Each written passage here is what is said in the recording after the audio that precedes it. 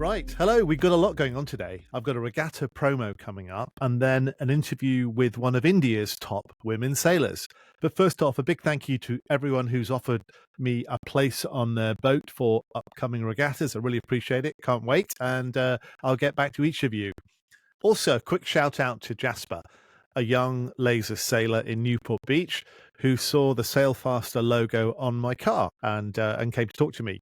By the way, if you want a Sailfaster sticker for your car, just let me know. I'll send one to you. And also shout out to the team at Key Yachting in Hamble, in the old country, who I'm told are avid listeners to Sailfaster. Loved hearing that. And I look forward to recording an episode or two back in Blighty sometime soon. And also Francisco Perez in Canada. I'm so glad that you survived an 8-hour car journey by listening to Sailfaster back episodes, and I appreciate you telling me that. Okay, before our main guest, here's Claire Ward from Annapolis with a very quick discussion about the upcoming Women's J105 event this Labor Day weekend, which is always a very competitive and fun event. And by the way, if you want me to publicize an event or a regatta, just give me a shout. Today I have a really interesting guest, and that's Claire Ward, who is the chair of the Women's J105 Regatta that's coming up in Annapolis in a few weeks. And I'm really proud to say that Sailfaster is a sponsor of that event. We've had some great women guests on, so it's really important for us to sponsor an event like this.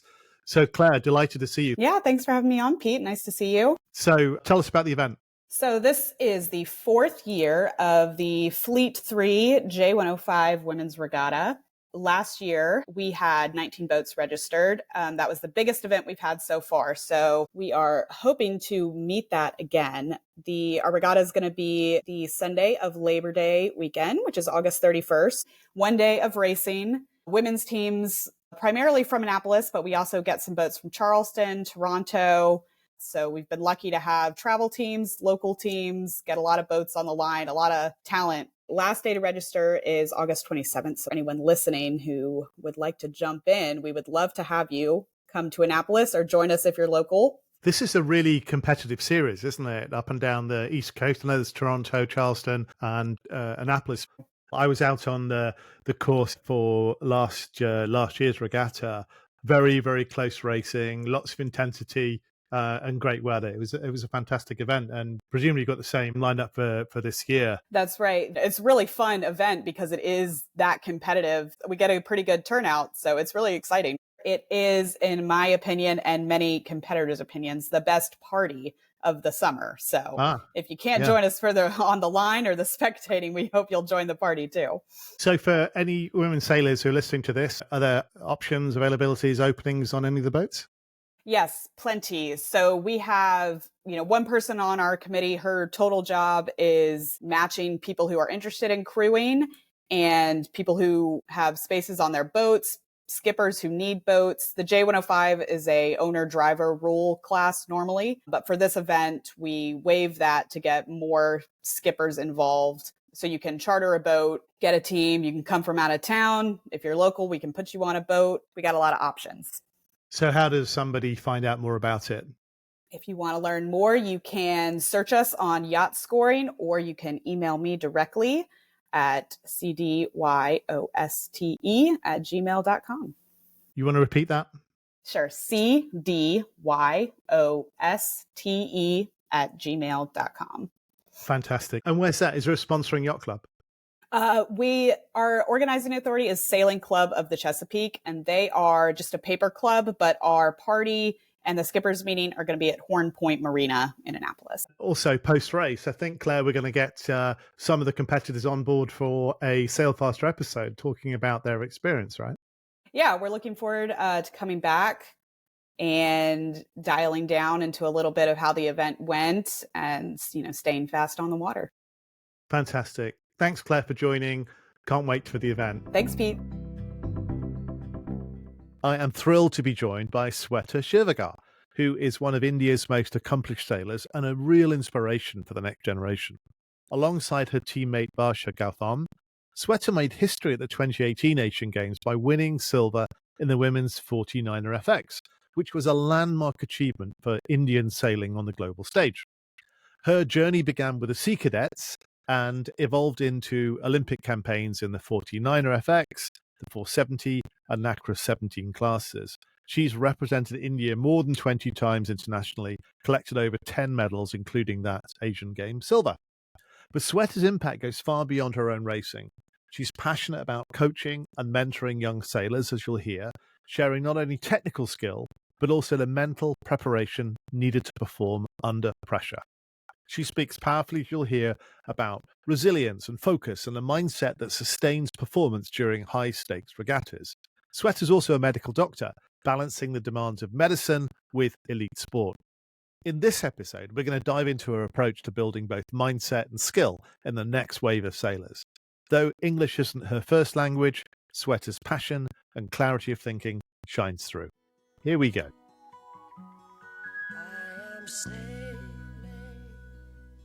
Sweta, great to see you. Thanks so much for coming on to Sailfaster. You just came back from doing the Il Giro, right, in Italy. I'm probably not pronouncing that right, but you were on a Figaro 3, right, around Italy? Oh yeah, I think it's been a week back to work. It was really a fun and interesting ride from 0 knots to 40 knots, and it was really fun. And you came first. Yeah, we came first, and it was really great. And you were double-handed. Who was your teammate? Oh, my teammate was from UK. His name is Cameron Sword. Ah, interesting. We never sailed with each other. I got this opportunity from RORC. I got selected and they gave me a sailing partner, and that's how I just met him directly during the racing. Yes, it was fun to know new people. It's a good challenge. Start from scratch to know each other and gonna go offshore. It's not even inshore. Yeah. How much time did you have to get on the water before you raced? I think we came in a day and a half early there to just prep for everything, check out the boats. And on that day when we arrived, we kind of got a chance to just go out and train a little bit, and it was good. And we had one inshore race before the main race, and it was good. Had you sailed the Figaro 3 before? Maybe just like once, but not like racing wise, like just cruising around, I can say, but not like racing wise. So, okay, you got to tell me this. So you start racing, you've known each other for like a day beforehand.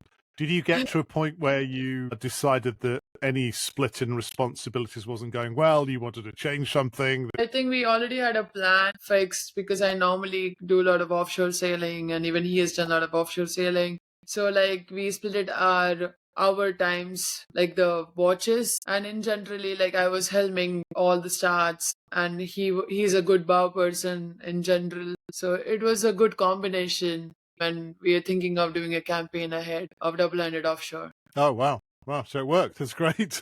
And the race itself went from Venice to Genoa, right? I mean, what a trip. Venice to La Maddila to Genoa. Yeah. So, okay, Sweta, I'm really honored to have you on Sailfaster. You're a very, very accomplished sailor, especially offshore, of course. You got the racing bug early in life, right? Why? And I know you didn't come from a sailing family. How did that happen? I mean, I started early in my life. I joined an institution known as Sea Cadets. I did opti for like about 2 years, but I was growing just tall and tall. It's a normal thing. If you're growing tall, you should move to the next class of boat. I think you should try out cadet class or enterprise or lasers. I'm like, no, I still want to keep like sailing opti, and I used to keep again and again try and sneak inside. But then I think it was a high time for me to move out. I couldn't even fit in like under the boom. I did a 3 days of laser camp just before our nationals. That time we just had an ILCA 6 and ILCA 7, so we had ILCA 6 nationals. And yes, I won a gold medal in that same nationals. And the same year, it was my first international after that in Thailand. I really used to love lasers so much. Then I kind of started coaching where I learned my sailing, because it's like a voluntary youth organization where all sorts of kids, right from poor to rich kids, come there, free of cost sailing for them in India, Mumbai. Whatever I learned, I gave it back to the community and started coaching early in my life. I did, I think, 8 years. So I applied to be a junior national coach, and that time my head coach was Peter Conway. He was from UK. head coach of India. And I went like a coach training under him. And after that, I kind of got an opportunity. They were in search of a 49er FX sailor crew who is like tall, experienced. For me, it was like, oh, it's the biggest challenge, fitness wise, mental wise, everything, right from coach and going back to an athlete again, which was my dream. I always used to crave for standing on the podium, seeing your national flag. I think when you think about something or when you always crave something, you will find a pathway to go towards that success. Since I was a child, I had a scrapbook with all the topmost athletes in India, and I used to have my photo also on next page. I still remember that. There I'm holding like my school trophy, like a big cup, because I was the best sportswoman for my school for at least 3 years. Now I'm a coach here in US. That's what I tell kids. So believe in yourself first and focus on your hard effort. I think you'll automatically reach where you're supposed to reach with your hard effort and your dedication towards it. Yes. So I want to go back to the Asian Games because your eventual silver medal in the 49 FX class with Varsha Gauthan at the Asian Games, that was greeted with huge acclaim in India. And I read that you were actually paraded around on horseback as part of the celebration. Is that true? Oh, yeah. It was really an amazing thing. I think on the second last day, we were already confirmed we were either getting a bronze or a silver. That dream of standing on the podium and seeing my national flag, yes, did come through. But I still wanted to listen my own national anthem. But maybe one day in future, I am not giving that hope yet. As I came back, there were so many people came to receive me at the airport, and actually as soon as I came they had a horse ride and a lot of fireworks, and because it was a historic moment for everyone, like especially sailing and also being a girl and getting the highest medal, it was a lot. So fantastic. Because sailing is not that common sports in India, but it is definitely growing up. We have 2 Olympians who are representing now in ILCAs, and I think 2036 India is hosting an Olympics. Hopefully we can gain a lot of medals in India. Yes. What a moment for you though to be on the podium.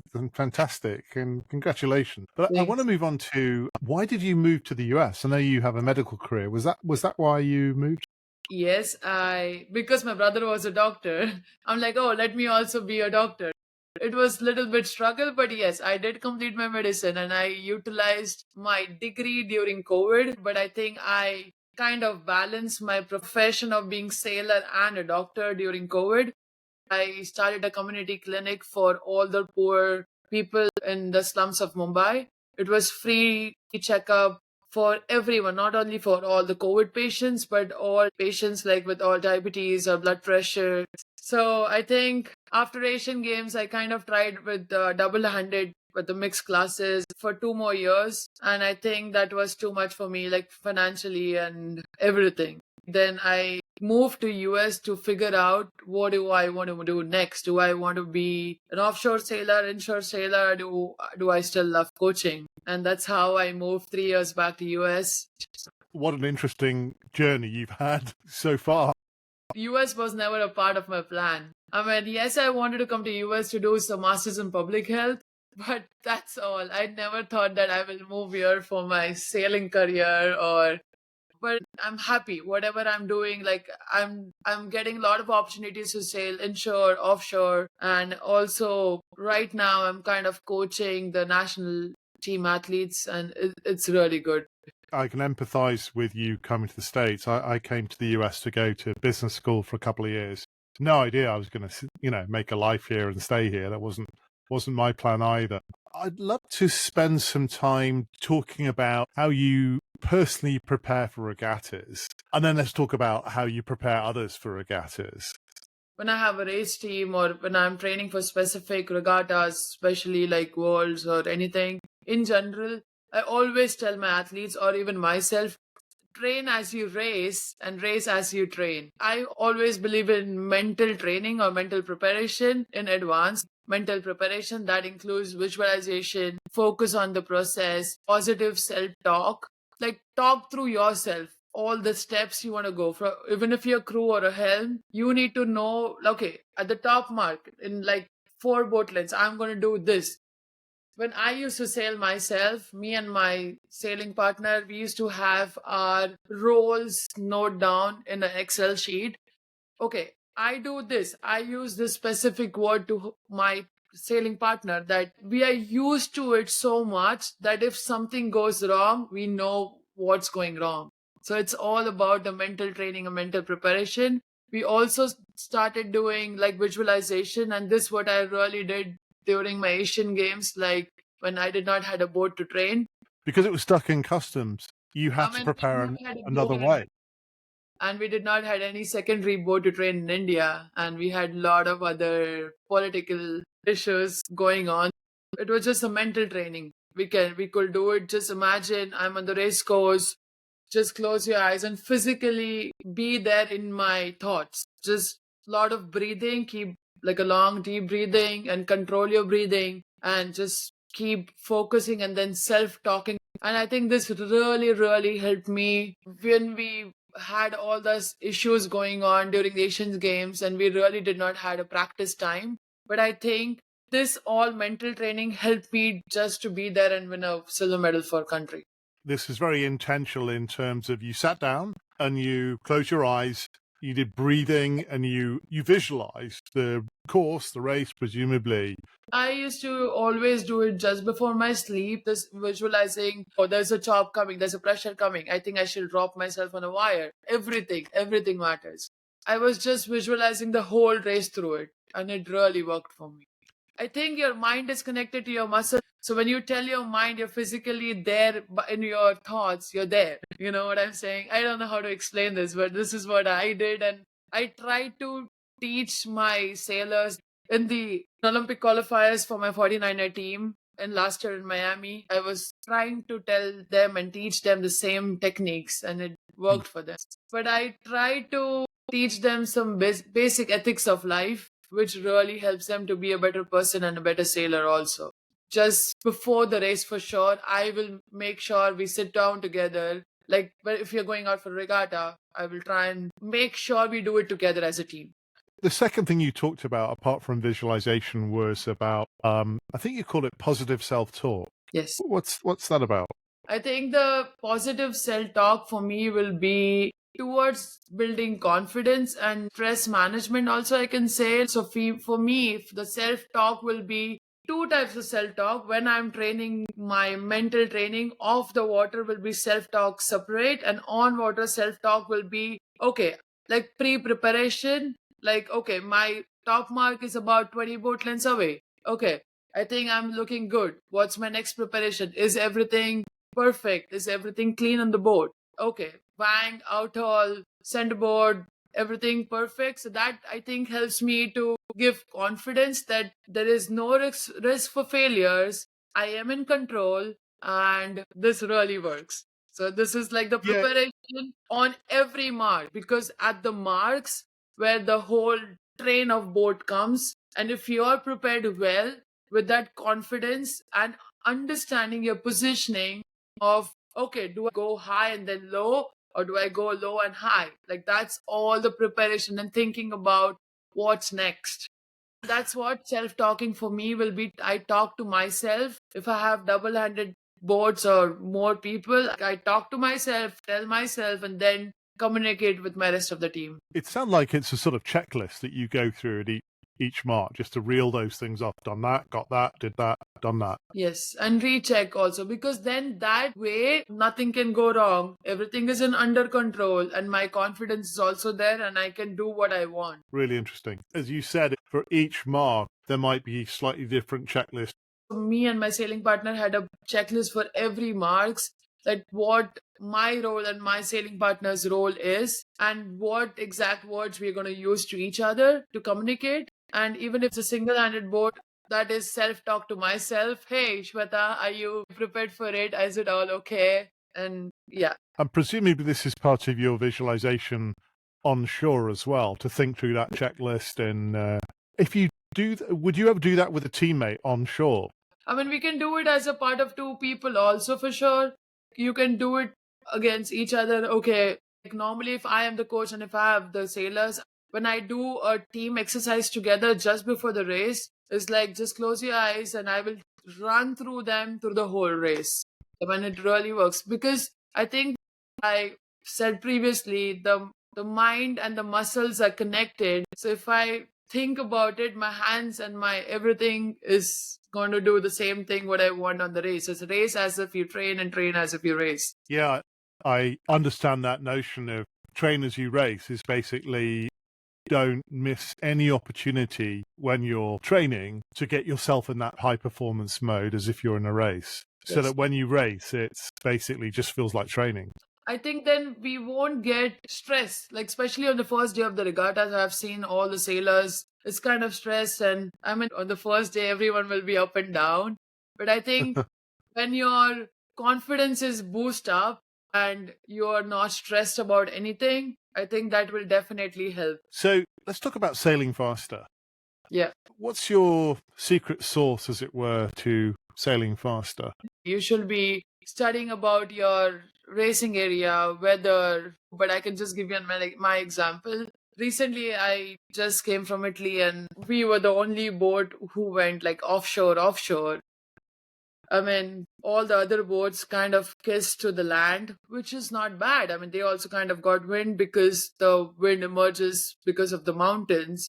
And so basically, I was analyzing the whole wind study and patterns for a couple of days. It was a big thing whether I go completely offshore or completely inside. But I was like, I don't want to go completely off, but I want to be on the edge of the pressure band always. So yes, I was maybe miles away from no one even could see us on the radar. So we were like on an offshore mode and no one even thought, oh, they're not even going to come back or they will be like the last boat. But it worked because me and my sailing partner kind of studied the wind shifts and weather, analyzing our data again and again.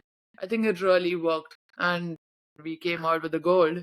Doing your homework and having Yes. the courage of your convictions and going offshore. I get that. There's always that moment when you take that flyer and you look back and you realize you're the only one who's doing that. There is that moment of either you double down on it or you turn back. And I always think that turning back just to sort of cover the fleet is the worst thing you can do because you've lost the wind that you might have got if you'd stayed out there. And by the time you get to where they are, the wind's probably changed anyway. So it takes, first of all, the homework and then the courage of your convictions. That seems to be your modus operandi, right? That's who you are. Yeah.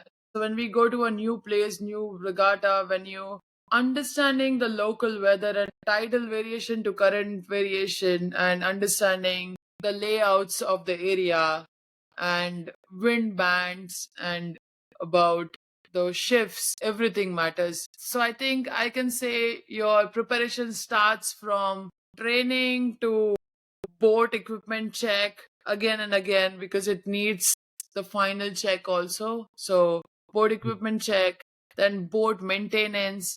Now it's an action mode. Now action mode will be, of course, you should go to the top mark, check what's the top mark wind looks like because certain places there's only wind pressure only towards top mark only on the right. So you need to analyze before. So just launch first. Like I always tell my sailors, you should be the first one to launch so that you get enough of time to go to the top mark, understand which side you want to favor, like go left, right, and which do you want to go high, you want to go low here, and then come down, and then we can have a coach and student chat talk and stick what you said. Like be firm on your decision, believe in yourself, and stick to one side. Don't just go from right to left. Yeah. So having that consistent routine that Yes. you repeat again, which is get off early, be one of the first boats out, give yourself time to go to the top mark, assess what's going on in current and wind and whether you can see what's coming. If you're going to ping the line and spend your time doing that, also spend the time going to the top mark and doing that.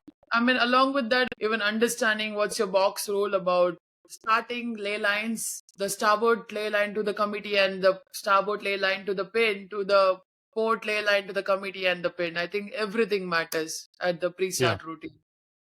You've raced all around the world in Asia and Europe and the US, and you've talked before about differences in the training regimes between each of the three. Could you describe what the differences are? I think if I see the European training circuit is they train together wherever they are, they will come up together, whether you are in Poland to Ireland, they will train together in different wind condition and different wind patterns and wave and chops, and they share the knowledge together. I think here we are kind of missing that training together as a team. How do you see it working in the US then? In US, we help our sailors club-wise. We come up together, but we don't train together. It's not like a consistent training together. Like even now, we are the host Olympic country, and the European sailors will have to come here and train in next couple of years.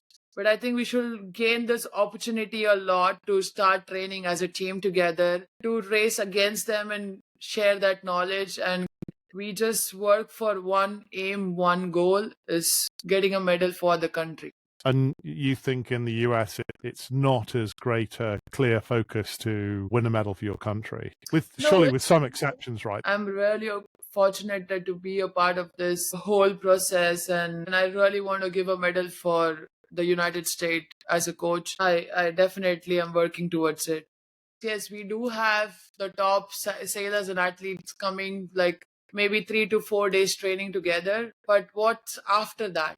I think it should be at least 15 days consistent training. It needs more time to know each other as a team to grow up together. One thing I learned quite recently about Olympics funding in the US, that it's not funded by the federal government or the states, that sort of thing. It's purely private. And in Europe, there's a ton of grants and lottery funds that go into Olympics. The Britain does quite well in the Olympics just because the infrastructure is there. So it's quite interesting that the US doesn't have that sort of infrastructure. I was also surprised when I moved here to know that. I mean, from my country also, there was some support for sure for the top level athletes, where everything was kind of paid by the government. If everything, like right from flight to food to accommodation to the entry fee, from like a daily allowance and everything. So, Sweta, when you think about the race course, where do you think you usually make the most gains and sail faster going around that course? I think like most of the sailors knows this answer, but in generally for me, the most gains is like start line. When I have the time for pre-start routing just before my race, I will do a lot of fake starts so that my start is perfect, and I go for speed mode and then height mode, so that once I cross the line with the speed mode on, so when the next people who are next to me, I just focus to press and keep going, stretch and wait for my first shift. So just focus on speed for that 15 to 20 boat lengths initially and try to gain most out of it. The second winning point will be the top mark, because the first top mark rounding is very, very, very important. You need to prepare in such a way that your mark rounding that you cannot do mistakes. This is the winning game. Like you can gain 15 boat lengths, you can lose 20 boat lengths. So this is where the top mark gaining point is. And of course, the downwind, about sticking to the side which helps you on the upwind. Most of the sailors make some mistakes that they don't stick to their original decision. Yes, it might change because of the wind shifts, but then you should have a reason why you're doing it. So always ask yourself before you do it. Sweta, I know you have a ton of experience offshore as well as buoy racing. What's the differences in how you approach each of those racing modes? Long distance especially, it needs a lot of endurance, lot of fitness wise, your strategy, your navigation, and all the crew needs to be as one for a longer time. You need to work as a one team, and I will talk more about the mental training aspects in a bit. But in the short distance, it's more about quick decision, like speed, agility, tactics, boat handling, and of course, just don't have time for any goof ups. I mean, you should master your basics and your maneuvers in such a way that it's a final result. Like you start the race, you have a good start, and you finish a race. But in the long distance race, even if you don't have a good start, but you still have a lot of space to cover up, because with your all the other plannings of your navigation, your routings, and a lot of things. In the mental preparation, in the way, like, you definitely need more focus and concentration for short distance buoy racing. Offshore racing demands mental endurance a lot, while inshore racing requires intense focus over a short period. And like, offshore racing involves more strategic thinking, while inshore racing will be require more tactical decision on spot. In terms of risk management, the offshore requires more deeper understanding of risk assessment and management. In inshore racing, those big risk managements are smaller as compared to the offshore risk managements. For you, is it easy for you to reset your thinking when you switch from a buoy race to a coastal race? Is one of them easier? Like, you're just naturally at home with that strategic thinking that a offshore or coastal race requires? Or are you more at home with the more intense tactical thinking of a buoy race? It does work together hand in hand, and generally, like, initially when you start a race, but then once you go offshore and when you're split up, where I had a big example in my recent race in Italy. I had a good start, but then of course I went into a big hole and the rest of the people just took off, and maybe I was like last, but then I'm like, oh my god, now I need to like get back to my thing, and I had to take a risk of completely going offshore. And then of course, then once you come together, it's the short racing comes in action, where you need to then react as per tactic wise also. At the finish, we had like three boats approaching in together, and I'm like, oh my god, we need to run faster. We were kind of thinking which side looks higher and which side looks more pressure, and there where my strategy and tactics work together. Inshore racing knowledge helped me in my offshore racing. So yeah. What's your best or favorite advice you give to younger sailors? First of all, believe yourself that you can do it. Always have that belief and push your limits in the way, like in fitness wise or endurance wise. And then master your basics, because basics is everything.